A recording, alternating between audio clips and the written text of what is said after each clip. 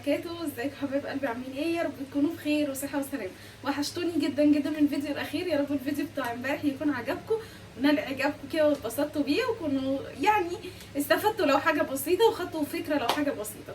النهارده هنعمل مع بعض المكرونه البشاميل. المكرونه البشاميل النهارده بتاعتي برعايه ايه؟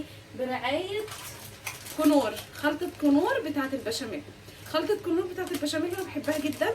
انا بحب، عايزه اقول لكم، انا بحب اي خلطه من كنور.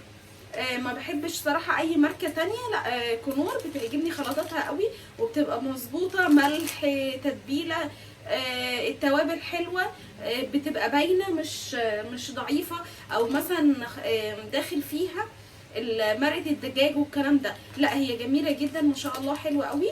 فانا هوريكم وهقول لكم تجربتي النهارده مع البشاميل. اهي هي دي كنور بالبشاميل، خلطه البشاميل.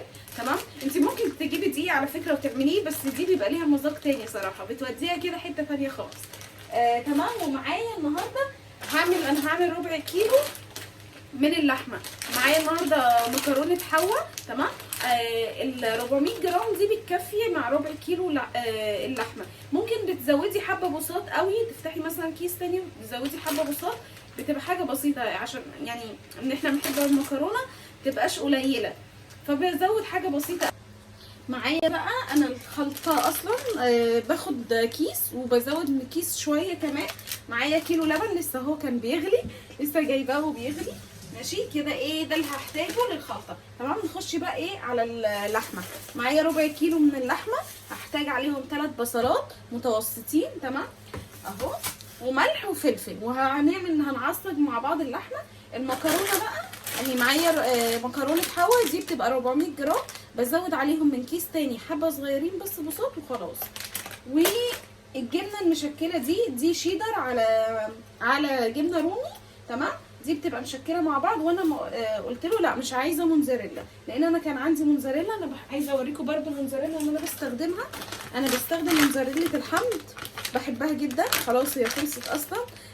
يعني دي اخر قطعه، وانا مش هاخد القطعه دي كلها على فكره، يعني هبشر حبه مع الجبنه دي وخلاص. وفي تكايه هعملها لكم، هوريكم ان الجبنه ليه ما تنشفش لما تحطيها على البشاميل.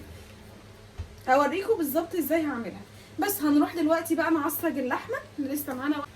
بصوا يا جماعه، دلوقتي هبدا اعصج اللحمه. هحط زيت، انا مش عايزه اكتر برده في الزيت علشان اللحمه تبقى خفيفه. تمام. ومعايا البصل اهو، هحط البصل اللي معايا. عايزه بقى البصل يدبل بسرعه كده، ممكن اقوم حاطه حبه ملح علشان يدبل بسرعه.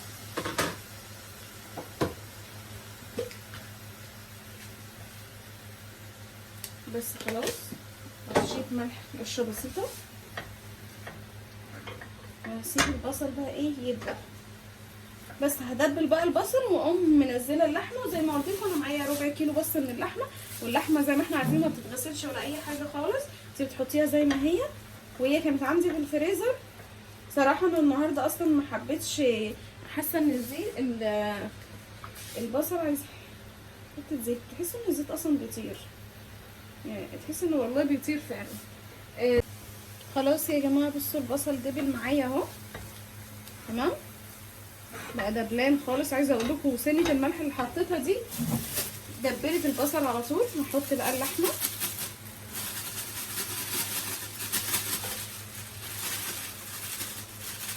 بس كده خلاص.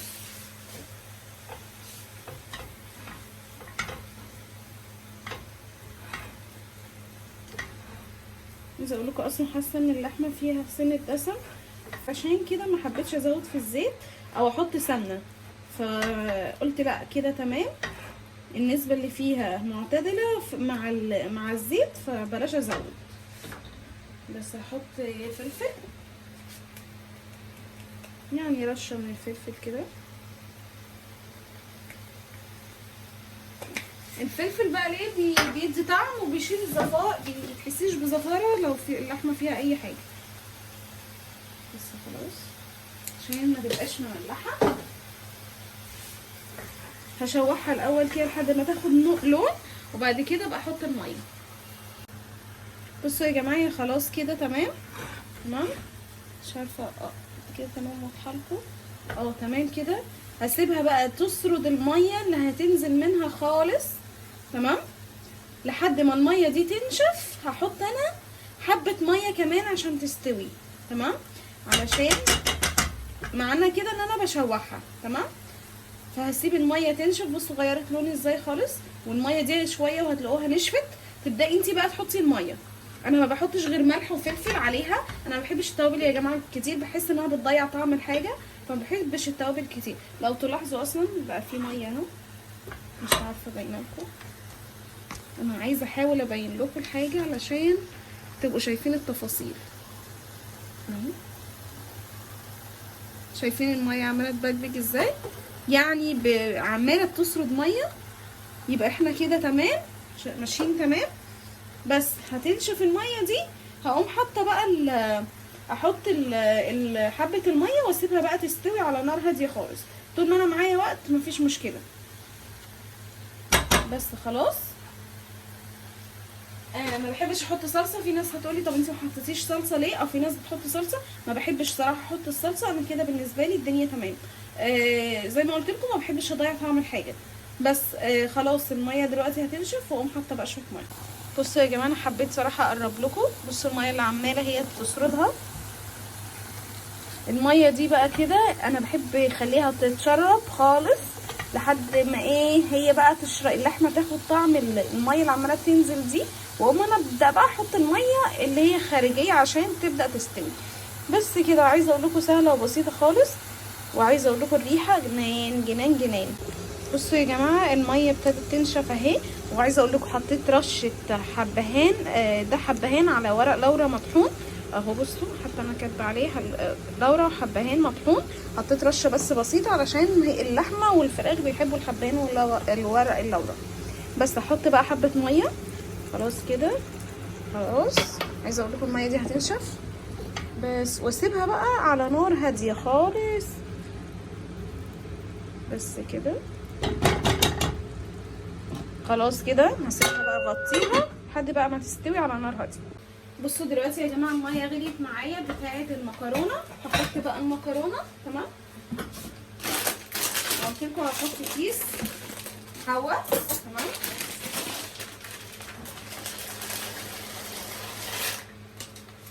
وممكن بقى اقوم حاطه حبه كمان من الكيس التاني، عشان بحس ان هي بعد ما بتتعمل بتبقى قليله شويه.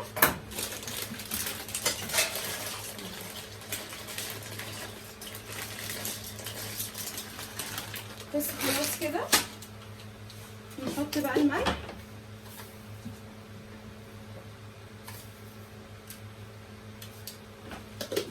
تمام. نحط حبه زيت. هو انا في العادي ما بحطش زيت على المكرونه، بس المكرونه لما المكرونه البشاميل بحس انها مطفيه شويه لما بحطش الزيت، بالذات المكرونه البشاميل. فبحب بقى احط لها زيت عشان كده.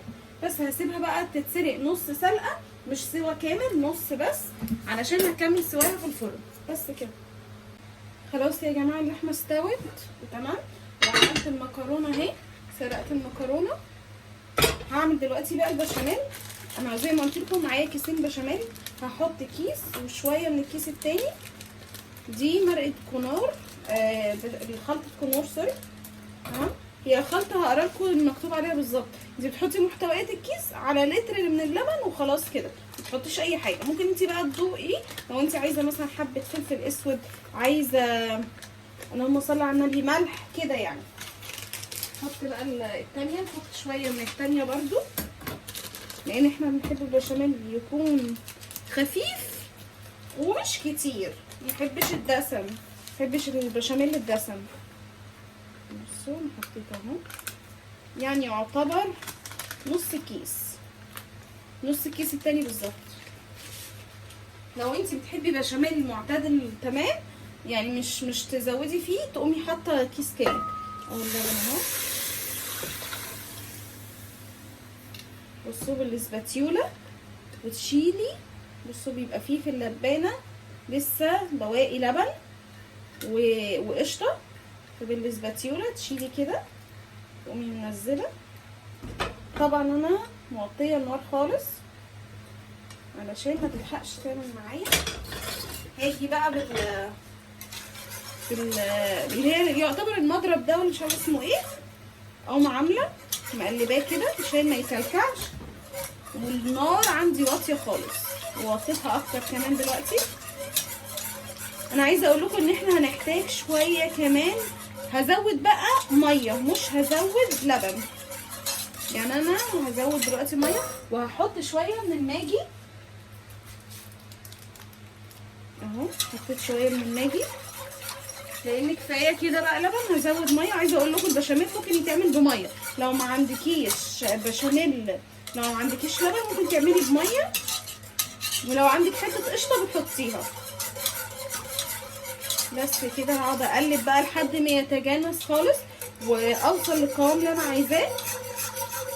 زي ما قلت لكم هزود دلوقتي كمان حبه ميه، لان هو المفروض الكيس الواحد بياخد عليه لتر من اللبن، فانا حطيت كيس وشويه، فهزود الباقي ميه. عايزه اقول لكم الملح بتاعها مظبوط. هحط بس سنه من الفلفل الاسود، تمام. ولاحظوا ان انا حطيت ماجي، شويه ماجي، فتمام. وحطيت على فكره نص الكوبايه دي ميه، يعني قولوا مض، لان الكوبايه دي كبيره، فقولوا مض. هقلب بقى لحد ما يتجانس. ولو بعد الشر يعني مسك منك وما تجانسش او كلكه، بتحطيه على طول في الخلاط وهو هيفك مع حبه لبن او ميه وهو هيفك. فما تخافيش، يعني كل حاجه في ايدينا وسهله. بس هخلص بقى دلوقتي وارجع لكم اوريكم القوام اللي انا عايزاه. بصوا بقى يا جماعه، دلوقتي المكرونه خلاص جهزت. البشاميل اللي جاهز، هو ده القوام المطلوب، ده اللي انا بحبه صراحه. هقلبه بس تقريبا كده عشان لو في حاجه تحت. المكرونتين وقعت. انا حطيت ليه بقى المكرونه هنا في الطبق البلاستيك ده؟ لان انا بصوا اللي انا هعمله دلوقتي كبشه كده، واقوم مقلبه المكرونه ببعض.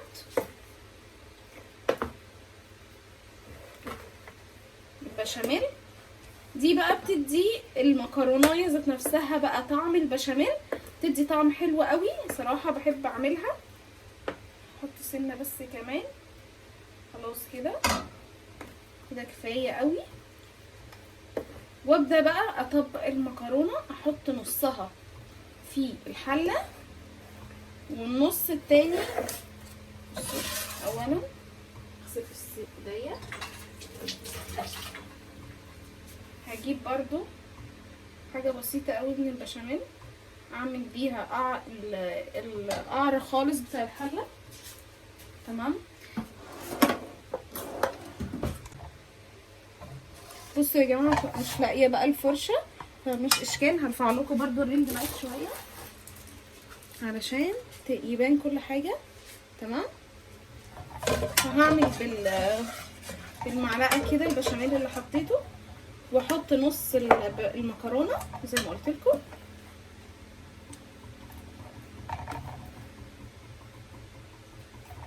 بسم الله.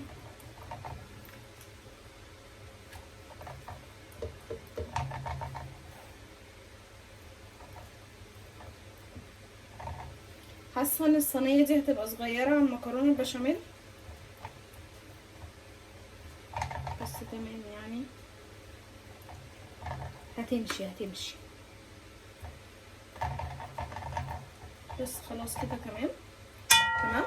هحط بقى واظبط كده لو في اي مكان فاضي، ولو في مكرونات لازقه ببعضها.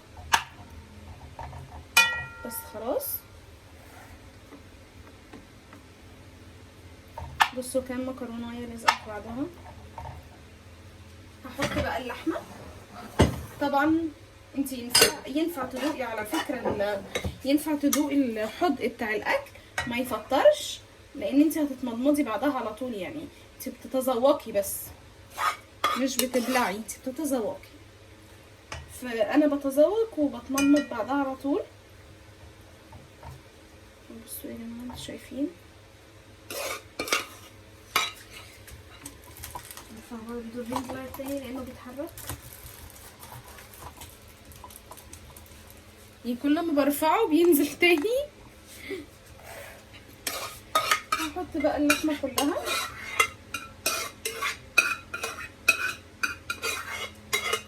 عايزه اقول لكم يعني انا بادئه فيها من الساعه مثلا 2 وكنت براحتي خالص، يعني بادئه فيها من بدري شويه علشان ابقى براحتي، لان انا بعمل حاجات تانية وبمنتج لكم الفيديوهات التانية.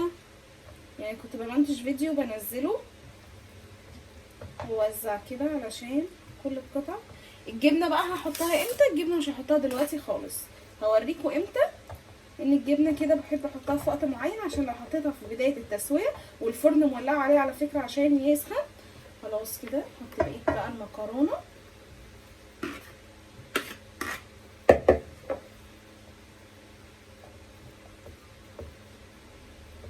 خلاص يا بنات كده مكرونتي جهزت برعايه كنور. بعشق حاجات كنور بجد، بحبها قوي قوي قوي، لان صراحه خلطتهم ملح مظبوط، توابل مظبوطه، كل حاجه اللي قلتها لكم في الاول دي. بصوا انا بظبط كده عشان متبقاش حته عاليه وحته مش عاليه. بصوا بقى البشاميل هتلاقوه كتير جدا بقى، انا بعشق البشاميل الكتير صراحه بقى. بصوا انا هستغنى خالص عن الكبشه وهحط كده واقوم بقى مظبطه في الاخر. بصوا بقى يا سلام يا سلام ولا اعظم. بصوا الجمال بقى. بصوا كده نضفت الحله خالص بالاسباتيولا. بصوا بس كده تمام قوي.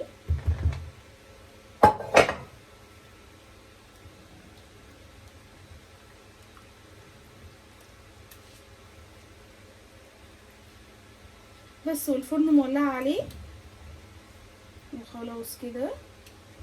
والف هنا وشفا. وننضف بقى قبل ما ندخل الصينيه، لازم نبقى منضفين بقى الصينيه كده. بصوا بقى انا جبت كده وانضفها، انضف ايدي بقى كمان. خلاص وبس كده وخلصنا صينيه البشاميل. هندخلها بقى الفرن دلوقتي. بصوا يا بنات دخلتها الفرن اهو. الفرن طبعا كنت محمياه بقى يعني مسخناه، بس فخلاص كده خلاص كده تمام. هنروح بقى ايه نسيبها بقى تستوي على راحتها خالص، نشوف هنعمل ايه. بصوا بقى يا جماعه خلاص هي استوت من الجناب تمام. من الجناب بمعنى كده يعني القعر استوى تمام. لسه بقى الوش ما استواش معايا، هشغل بقى عليه الشوايه. انا طلعتها ليه بقى من الفرن دلوقتي؟ لان دلوقتي وقت الجبنه اللي انا هحطها تمام. قلت لكم دي جبنه شيدر على موزاريلا على جبنه رومي.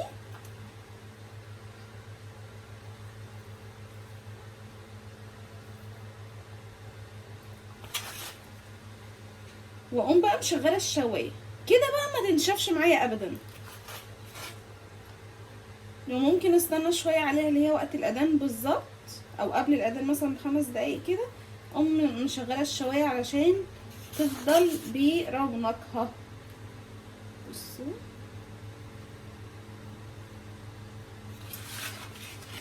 خلاص كده وزعتها.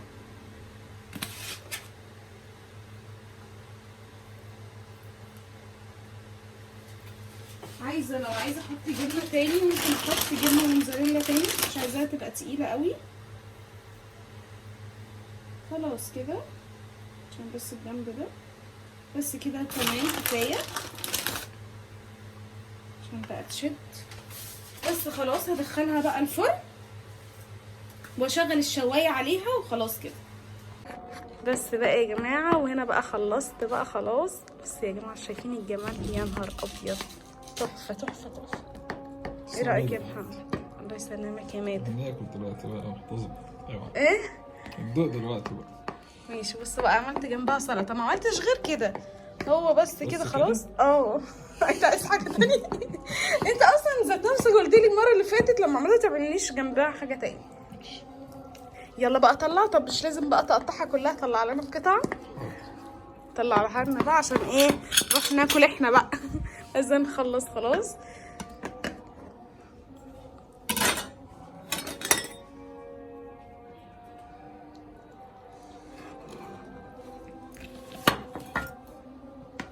بصوا عايزه اقول لكم هي ما بتطلعش الاول، في اول ما بتبقى طالعه من الفرن ما بتطلعش القطعه بقطعتها، فتخلي بالك هي بتبقى ايه سايبه كده، تيجي بقى بعد كده تمسك نفسها شويه.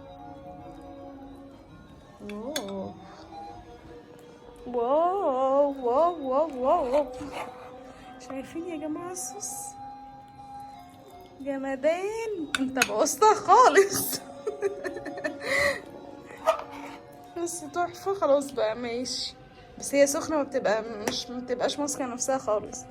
بس يا جماعه، واعملوا لي بقى لايك للفيديو ده، يلا واشتركوا في القناه، واشوفكم على خير جميعا. على السلامه، سلام.